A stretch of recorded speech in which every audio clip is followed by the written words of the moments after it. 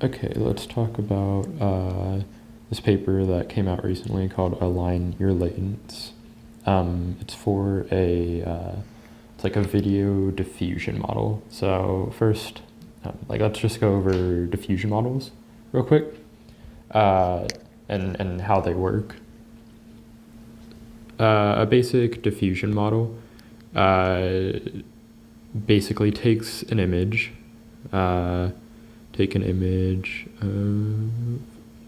we'll call this an image of Bob. So take an image of Bob, and actually I'll call this M through some, or I'll call this, I think they use P in the paper. I think P is the noise editor, but through this function, which we'll call P, it takes an image, and it takes an image at time t, and it produces an image at time t plus 1, which just means that it adds a little bit of noise to the image using usually it'll be Gaussian noise. There'll be a little bit of noise added to the image, and you do this, say, 1,000 times or big T times, and it results in an image that is pure noise. Actually, he wouldn't even be there. It would just be pure noise, whatever. However you want to visualize that, it would just be pure noisy image. But we can train a model to reverse this process, which is Q theta, because P doesn't have any parameters. It's just some function. You're just adding noise. It's actually an interpolation between the image and the noise. So if we have some Z sampled from a normal distribution, and you have some image X, then X at time T is, we'll say this is equal to, let's say T over big T. The equation's different from this, but it's pretty much an interpolation. So big T over T, that's how much of the image you still have times T. And this will be between 0 and 1. So T will be something between, T will be from 0 to 1,000, or from 0 to big T, where T is equal to, I'm just going to use 1,000 or big T interchangeably, and then 1 minus T over big T times the noise Z. So whenever this is, it would be the opposite way around. That would be Z, and this would be X. So whenever little t is very large, that means that there is a lot of noise and there's no image left. But whenever t is, say, equal to 0, then there's no noise and there's 100% image X. So it's just an interpolation. Let me erase this. But you can train a model Q sub theta, which will be given an image at time t, and will result in an image at time t minus 1. So it's the reverse of P, Q is. And you can train a neural network to learn this process, and given some image at time t, some noisy image, it'll be able to reproduce the image. So in this case, you have Q going this way, which will be able to remove the noise from the image. And if you trained this long enough for enough images, if you give it the noise at time t, big T, and you unnoise it for big T steps, all the way, so that'll be 1,000 steps, then you'll result in an image given that noise. And that's the basic idea of a diffusion model. And the way you do that is through a U-net. You take an image. Take Bob. We take Bob and we throw him through a U-net. We'll call a block B or something like that. B is just a U-net block, whatever that is. It's a lot of different variations. Actually, it wouldn't look like that anymore, but just call this I guess, for the image. You downsample it, and so on. You downsample it even further, like a normal unit, where you take a big image, you reduce it down to its latent to the latent space to get the important features from the image, and then you blow it back up to the original size while adding the information, the spatial information from the downsampling part, and the output will be Bob. So if this Bob had a little bit of noise, if this was, say, t is equal to 1, then this will be t is equal to 0. Actually, the unit model doesn't predict the output image. It actually predicts the noise in the image. So in this case, it's these specs here. I can just copy and paste this. So at t sub 1, it predicts this noise that was added to the image instead of the actual image itself. And then you can remove the noise from that image at that time step, and now you have a little bit less noise in that image. And during the UNet process, you actually feed in time information. So you have this t vector, which probably uses the attention is all you need sinusoidal embeddings, and you actually wouldn't go there. It would go into these blocks to condition the unit on the time information, so it knows what time it needs to decode, or it needs to remove the noise at. The problem is, like, this is a very expensive process because you need to do this unit 1,000 different times, and it's very expensive.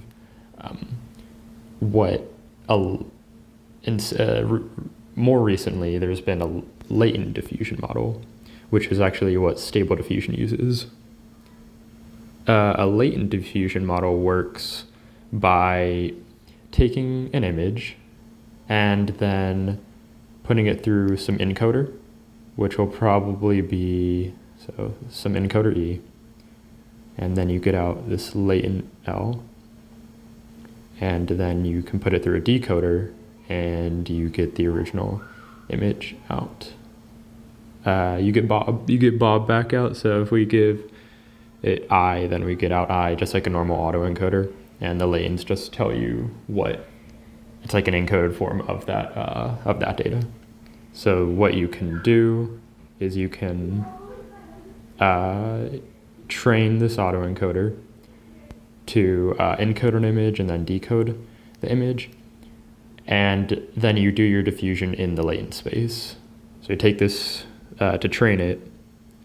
You would take the image I, or you take the image I, you get out the latents, and then you do your diffusion process here. So you will noise it one time using P to L. This will be L of 0,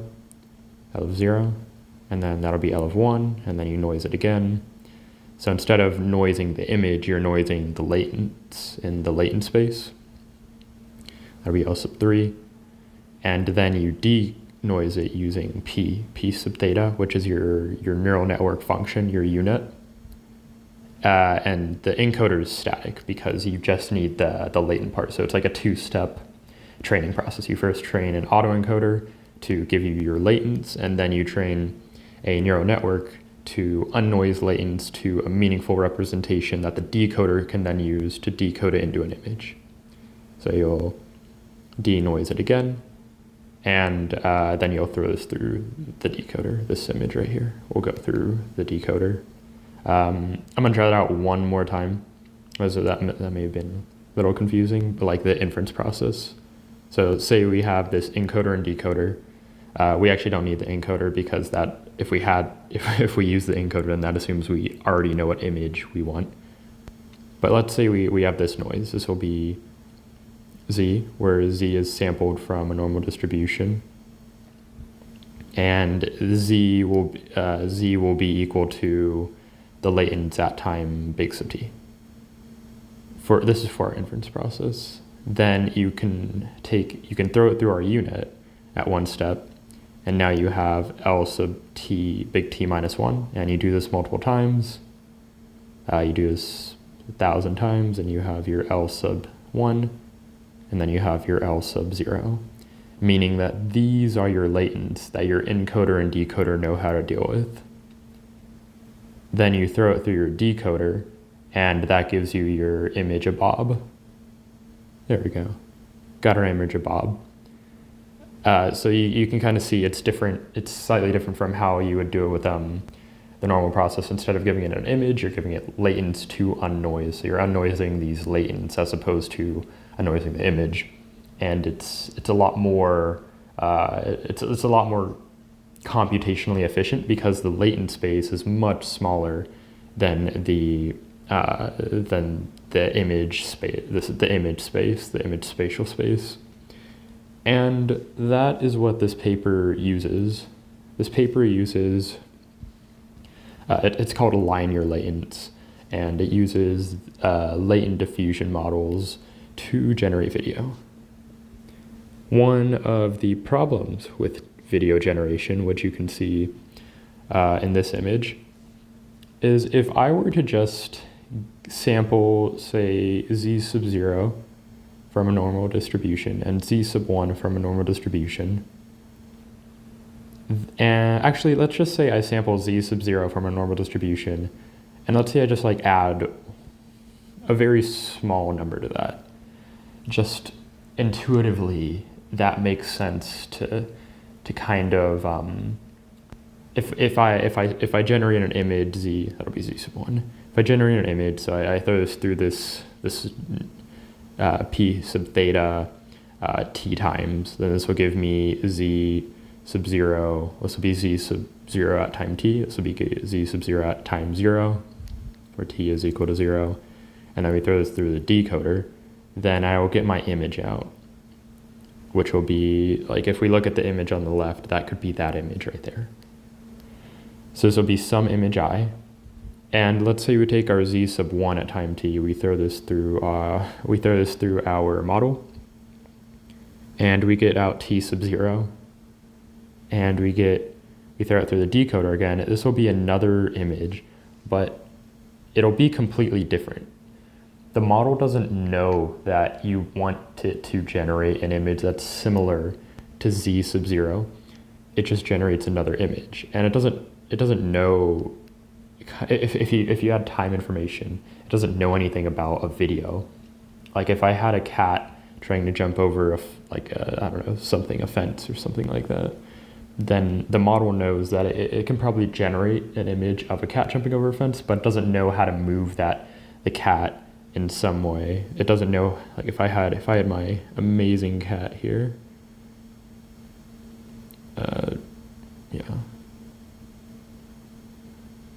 beautiful cat, and it was jumping over this, then the model may generate, say, this image if it was very bad.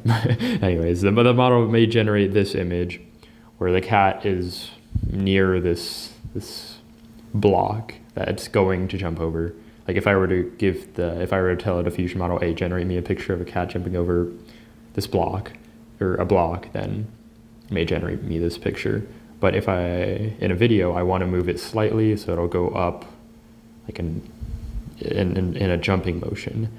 But a diffusion model has never seen this before. Maybe it's seen a cat jumping, but it hasn't seen a cat jumping at multiple different time steps to create a continuous video. So it'll just generate you a bunch of different frames that have nothing to do with each other.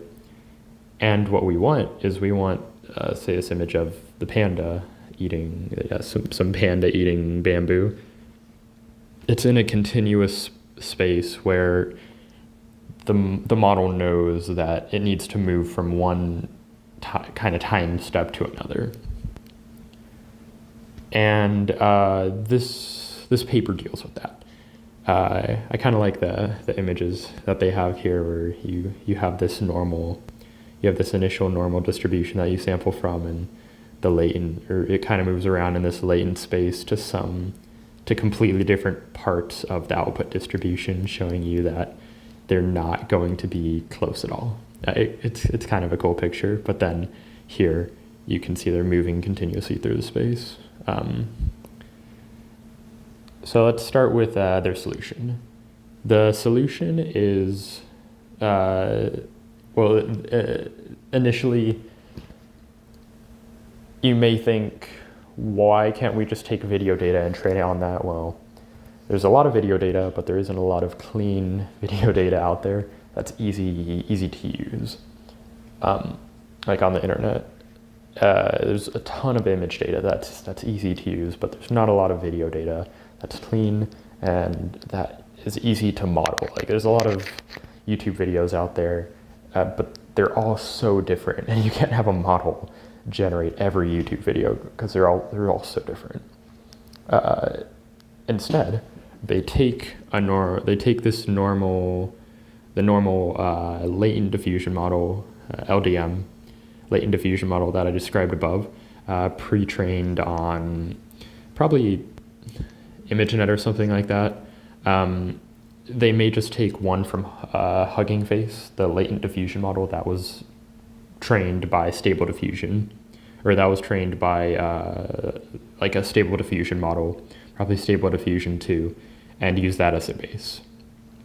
And using this, they decide they're like, all right, so we already have this model that knows how images look, but now we need to add video or time information to that model. And when I mention time information, I don't mean time information in terms of diffusing from one step to another.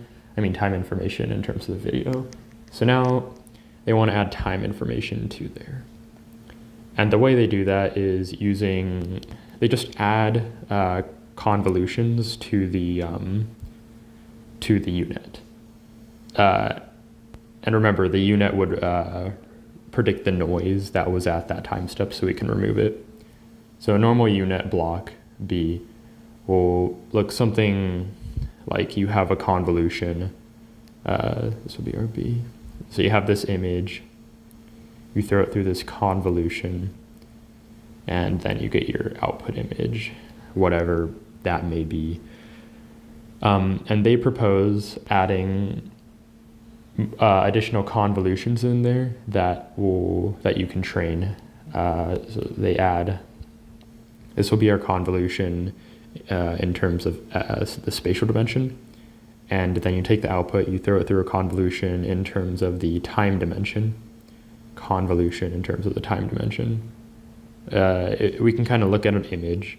So let's just say it has one channel, and it'll have 3, but it's hard to visualize 5 dimensions. We have this image, and it has a single channel at whatever the length and width are, and it has and if we want to make it a video, then it'll have multiple different images on there. It'll look like this actually, because we're using one channel. Yeah, but a convolution, the way the convolution will work in this case is it'll treat each image separately for the spatial dimension.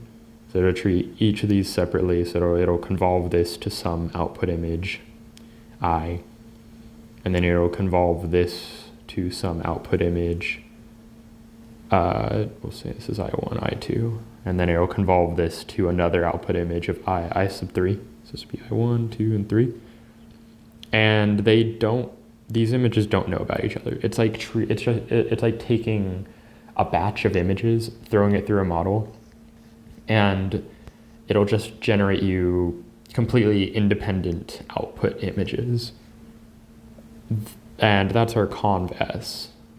What they do is they just the conv-T will take this image. This will be I guess this will be our output I sub 1. I sub 1 kind of running out of space, so I'll move it up. I'll move it down.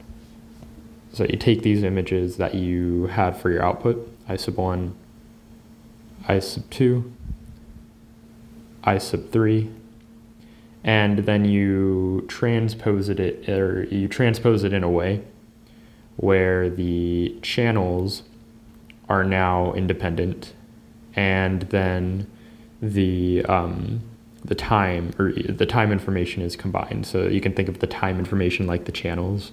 So now you have 3 of these images here. And this will be our I1, and then behind it, this image will be like I sub 2. That'll be I sub 3.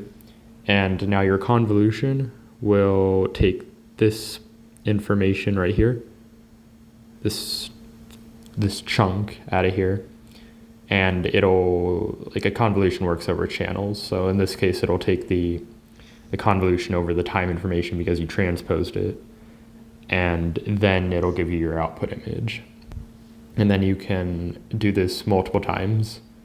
Let's just say we do this twice. This would be our I sub 1. I'll call it O, just so it's not so confusing. So O sub 1 and O sub 2 after the convolution. So this is our convolution. And let's say we convolve it twice. So we take one, this will be using K1 and K2. Kernel 1 convolves the input over the time information and outputs it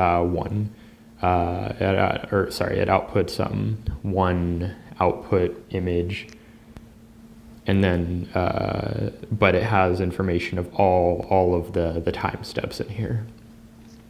And adding this layer allows it to get an idea of the time information as opposed to just the spatial information, because it's convolving over time as opposed to just over the spatial part of the image.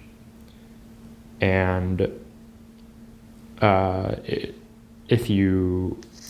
add multiple of these, so you'll have the spatial layer, they'll have the conv layer, and they also do this with the attention as well.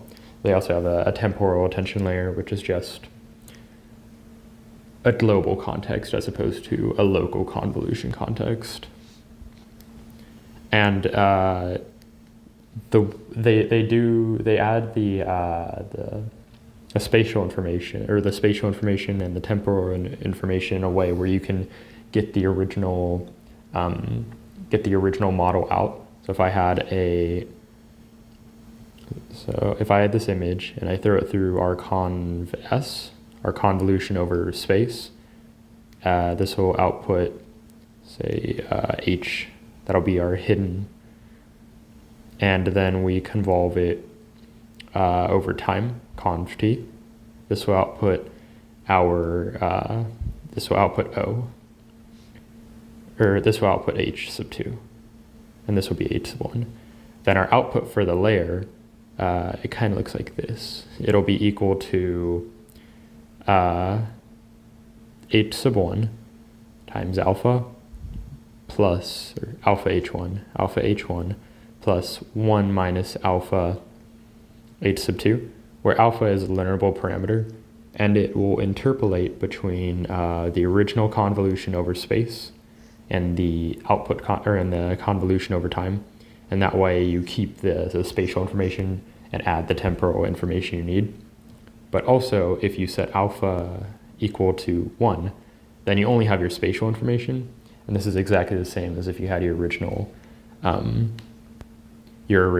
image model, as opposed to the new unit model. And alpha is learnable. It's just if you change it to 1, then it'll go back to the original model. And the way they train this is just by using your normal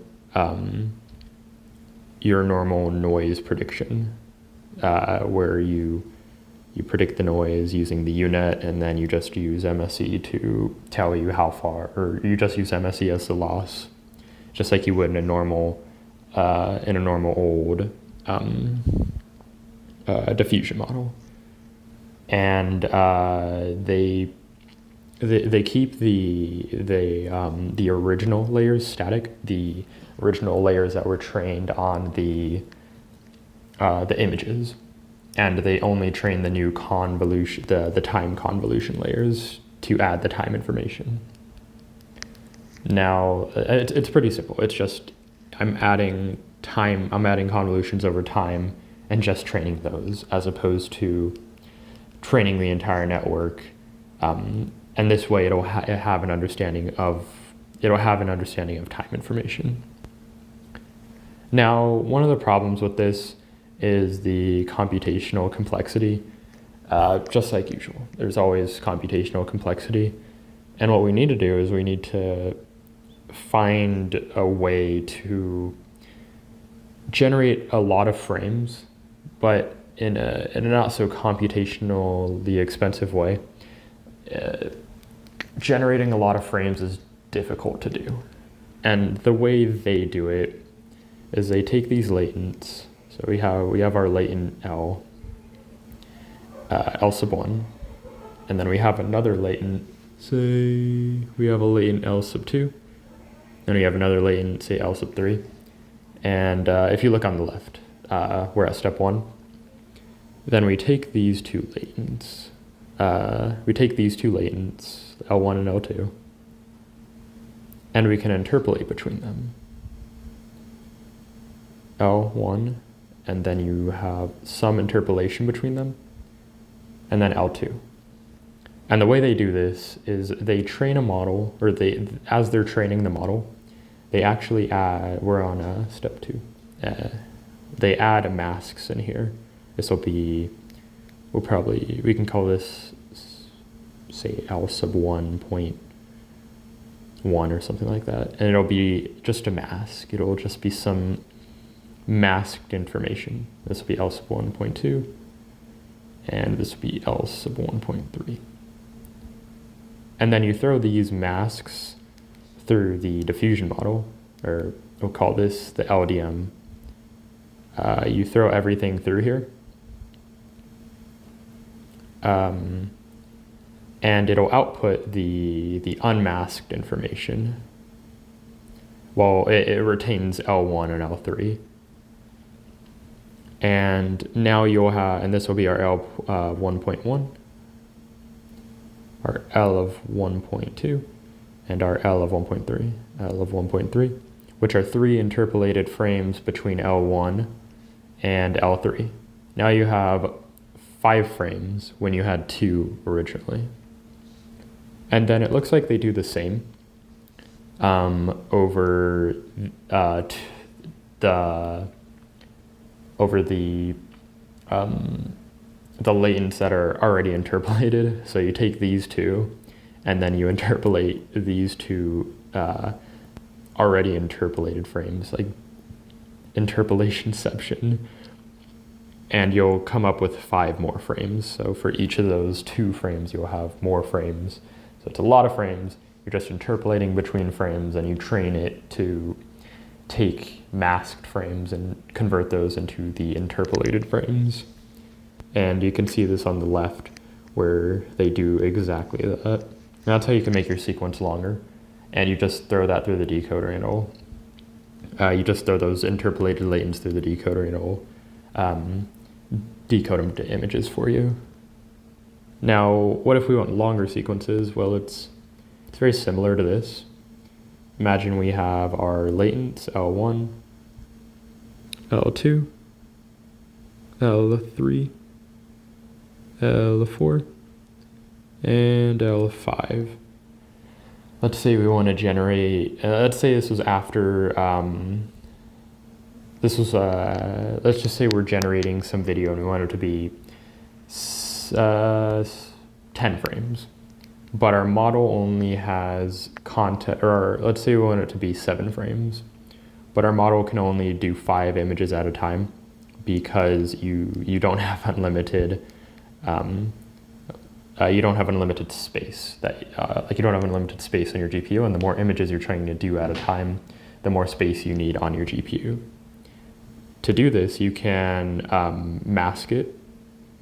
Let's say, so this will be our L. These are already generated latents. This is our L6.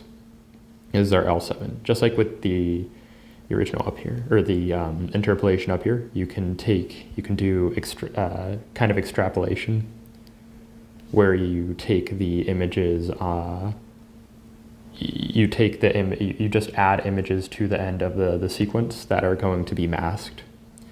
And then you throw these through the latent diffusion model and give in some context. So our context window will be 3 because we want to generate 2 frames. The diffusion model can only take in 5, and we already have 3 that are generated. And then this will output your L sub 6 and L sub 7.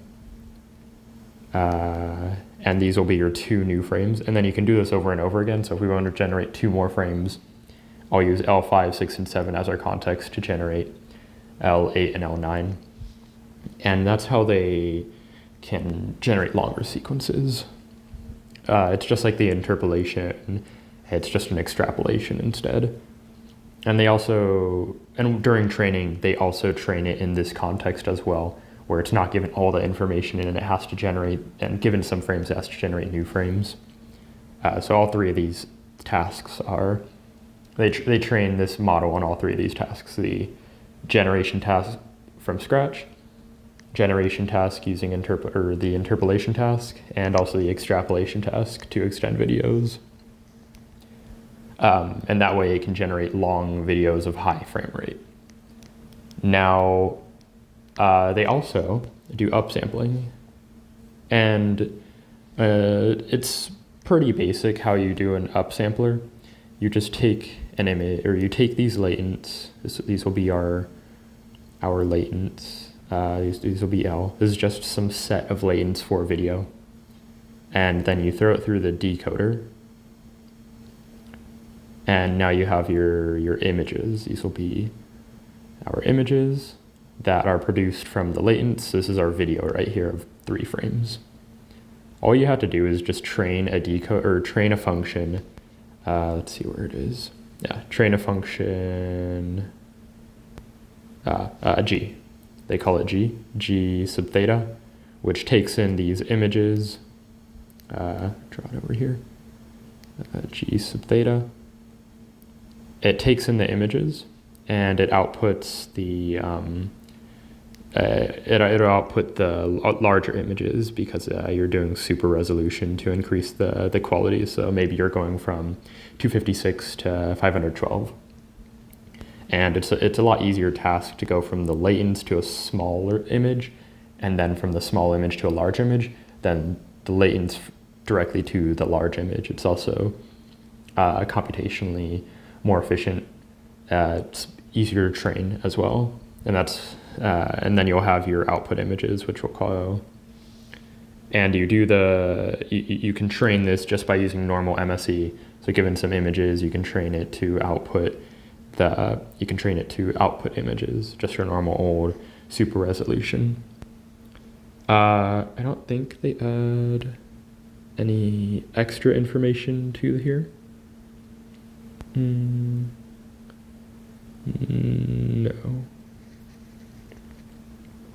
Yeah, they just give it the noise scheduler information and the image, and they just train it using normal MSE. Now, finally, want to talk about that's basically the basic idea of it. They also have an issue with the decoder actually being, so like the decoder and the encoder were only trained on images, and we've already taken care of the unit. The unit has these new modules in it, but now what if we want to take the decoder and we want to put time information into there? Because if you have a decoder that's trained on images, it may not do so well because it doesn't have the time information. So the images may not be very, very good. Or it may not be very aligned, even though they were in the latent space. And they state in this section that it's only trained on images and it causes flickering artifacts. They have this, and they add this this discriminator right here that will train. I think they use it. They don't mention it very much, but I think they use this discriminator to train the decoder. So you have this decoder that's just these convolution blocks looking like that. These are your C sub S's, your spatial convolutions. And I think all they do is they add time, they add time convolution. So C sub t, C sub s, C sub t, and now you need to train the decoder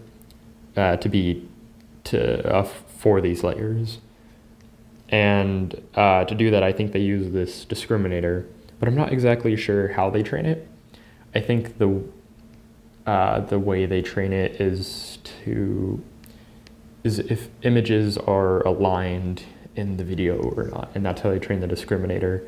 And then they use that discriminator to kind of help the decoder out a little bit, as opposed to it just knowing about spatial information. That's just one note I wanted to bring up real quick before closing this off. But yeah, I mean, that is pretty much it. It's overall pretty simple, where you're just adding the extra temporal layers to the spatial layers, and it has some amazing results. Probably due to the interpolation and extrapolation parts. That's probably what makes it so powerful. But anyways, that is this paper. Align your latents. Make sure they are temporally aligned. Anyways, all right. Thank you.